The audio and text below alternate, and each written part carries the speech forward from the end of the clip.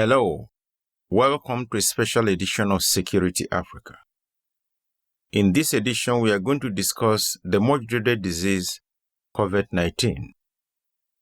I don't need to lecture you about COVID-19 because you must have heard and read a lot about it, including the casualty figures, country by country and day by day. Coronavirus is real. Make no mistake about it. Listen to all the safety measures and guidelines given to you by your health officials. Try and stay safe, for this plague shall come and pass. The outbreak of COVID-19 should be of great concern to all Africans. Why would Africans be concerned?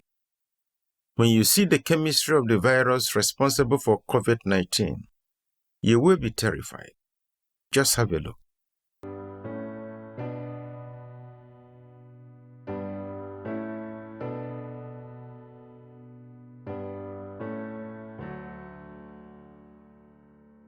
So, you now understand what we are dealing with and why Africans should be concerned.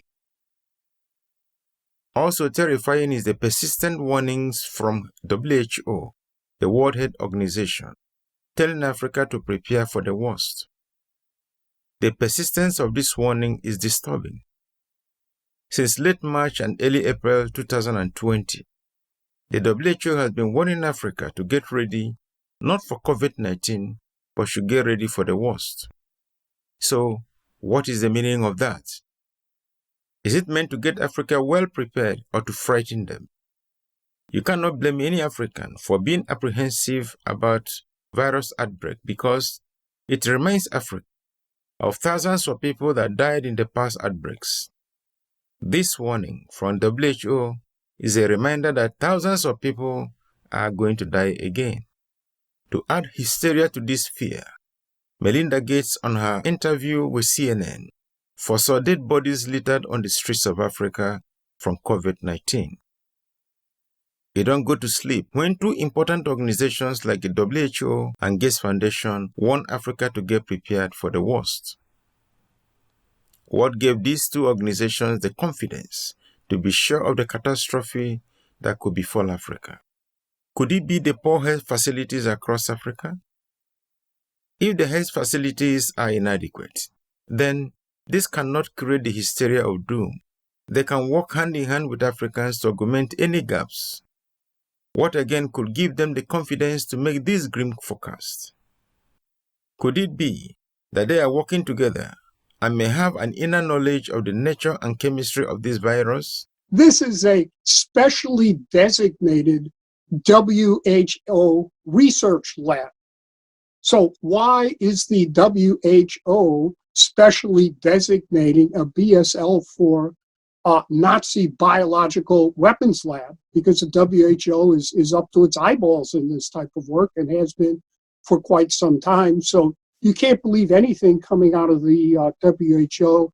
But the nature of their warnings has forced one to ask if these two organizations have control over the virus or they are having discussion with the virus. Maybe none of that.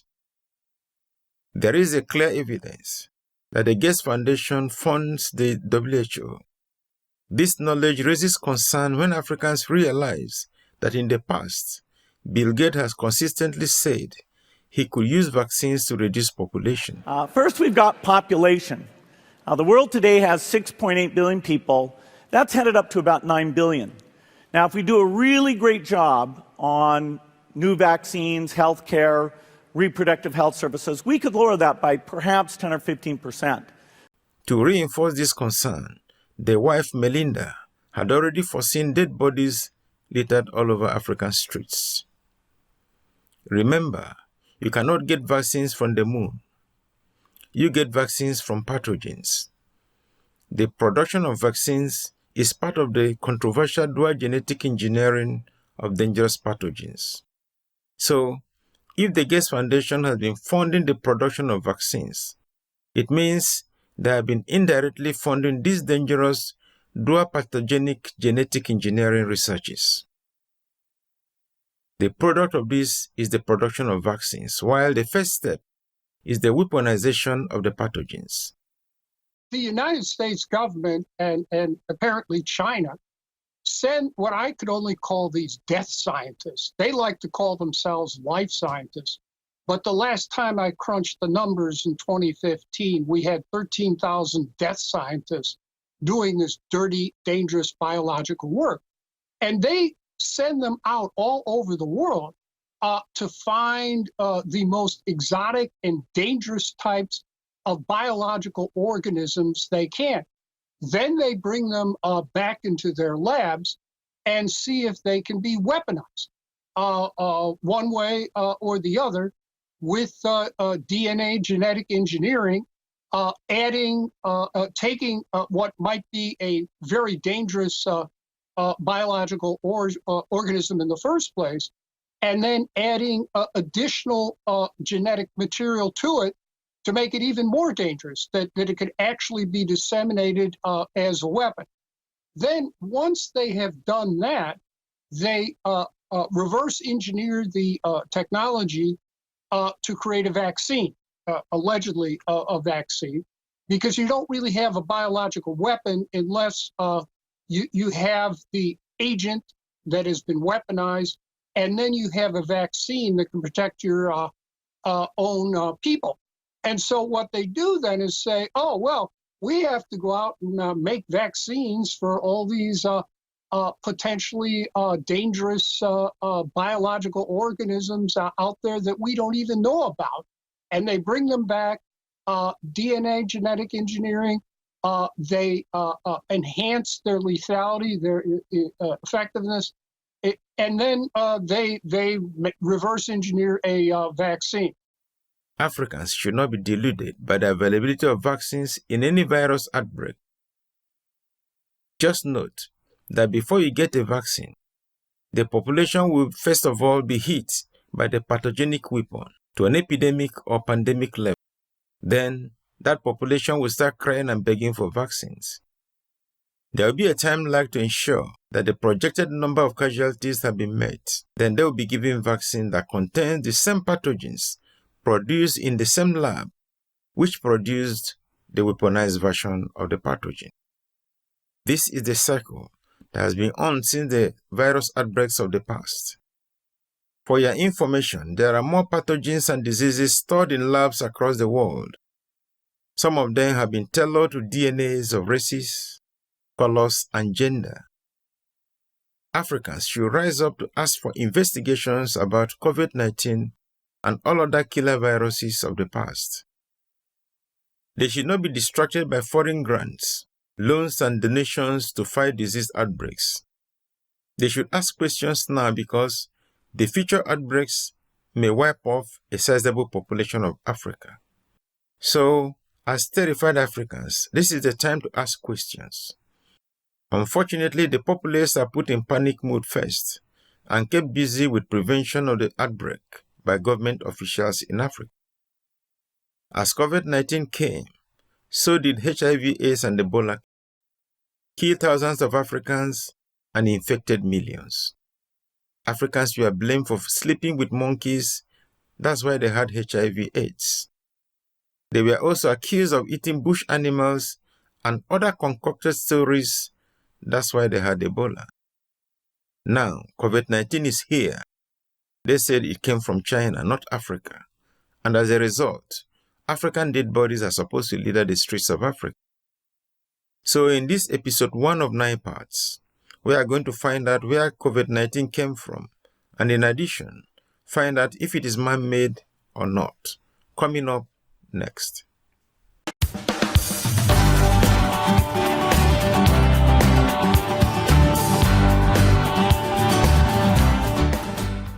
Welcome back. So, where did COVID-19 come from? Is it man-made or is it not? So let's find out what the members of the public know about these two questions. I don't know, I think it's natural from the earth. Sometimes maybe we are too much on the earth, so I don't know, it's like that, it's like natural selection. Did you hear that? So you can imagine, some people are already buying into the overpopulation hoax. So if the coronavirus is killing people across the world, maybe is nature's way of reducing the population of the world, isn't it? Can that be possible? Nature cannot release a virus for the purpose of reducing the world population. This is the same position taken by some African religious leaders who call it a punishment sent from the divine to punish humanity for sins committed. We will not be distracted by any of these lame narratives. We want to know where this killer virus came from. Is coronavirus a natural phenomenon or is it manufactured? Who was normally behind it? The pharmacists, chemists, the pharmaceutical companies making money from medicine. Did you hear that? The virus could have been from pharmaceutical companies who want to make money from sicknesses. Can you blame this opinion? Come to think of it, who are those benefiting from the provision of ventilators, hand sanitizers, hand gloves, respirators, protective gears, medicine and vaccines? Of course, they are the pharmaceutical companies. So, while people are dying in thousands, family members grieving over the loss of loved ones, pharmaceutical companies are smiling to the bank. This view is shared by many people across the world, including Africa, and is already playing out in this outbreak of COVID-19. Is coronavirus a natural phenomenon or is it manufactured? The ability to make biological weapons, the ability to wage germ warfare is a well-known fact, not fiction. It is a possibility that this virus was man-made and it could have been released into the atmosphere by accident or by design. There was a germ warfare laboratory close to the city of Wuhan, which is still regarded as the epicenter of the epidemic. Equally, the fact that countries like Iran appear to have been particularly severely affected raises question marks in some people's minds. You don't need to look in the crystal ball, you can read the book. In the 1950s and 60s, unbelievable though it now sounds, the British Department of Defense and its germ warfare laboratory actually deliberately released germ weapons onto its own population so that they could test the efficacy of those weapons and their transmission and so on. Even as late as the 1960s, when the Beatles were at #1 in the top 20, the London Underground was deliberately poisoned by Portondown, Britain's biological weapons department, so as they could see how the weapon would be transmitted through the ventilator systems, through the carriages, and cared nothing of the fact that they were making their own citizens sick, ill, and potentially killing them. These are facts, not fiction. So it is not absurd to speculate, to ruminate on whether or not it is a possibility in this case. Certainly the scale of the epidemic, the speed of the transmission of the epidemic, the fact that it is scattering to all corners of the world. Only Antarctica at the time of recording does not have any coronavirus. And the lethality, at least 3 times, maybe 4 times as lethal as the flu, is making people wonder. Did you hear that? Good.